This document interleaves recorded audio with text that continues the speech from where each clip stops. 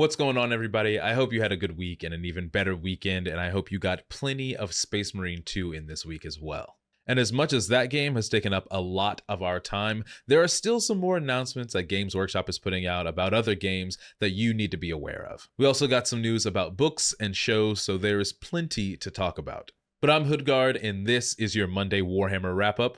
Let's get into it.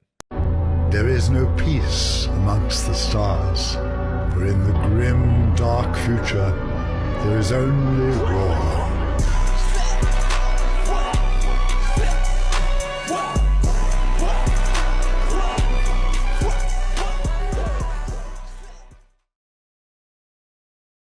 Alright, hopping right in, last week we got the trailer for the next and final episode of this season of the Tithes. Since it is the season finale, I might be expecting a little bit more from it than the other two.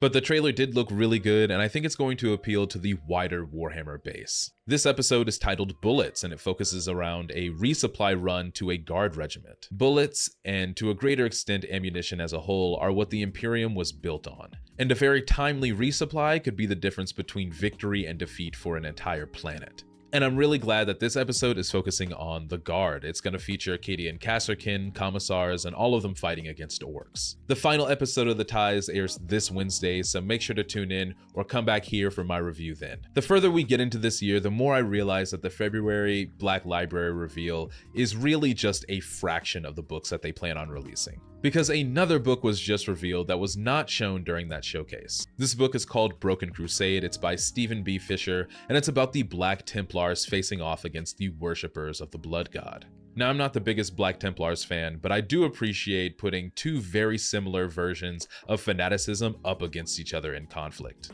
This book is coming out later this year and will have a limited hardback edition that's signed by the author and includes the short story Consecrated Grave, and there will also be a regular hardback released. Now we come to the biggest news of the week, the release of the new Kill Team edition. So much has surrounded this release over the past few weeks, including an entire short story series and a bunch of really good animations. The Hivestorm box itself, featuring the Tempestus Aquilons and the Vespid Stingwings, will be released. There will also be a core rulebook coming out alongside this. There will also be some amazing terrain released with this box that will really play to the aerial nature of these two new factions. Now, if that weren't enough, there's also 8 kill teams that are being re-released along with this new edition.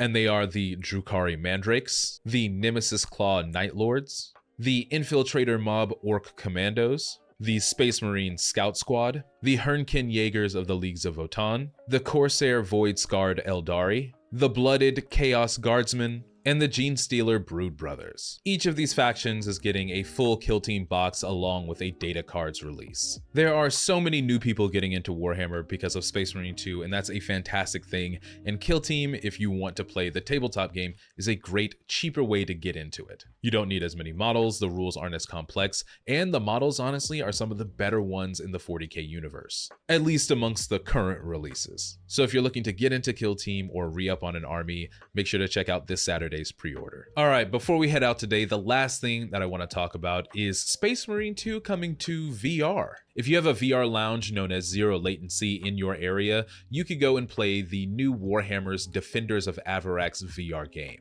This is essentially Space Marine 2 in VR, so if you've ever wanted to have that kind of first-person experience with that game, this might be for you. I also believe the first 5,000 bookings for this game at Zero Latency gets you a limited edition collectible coin.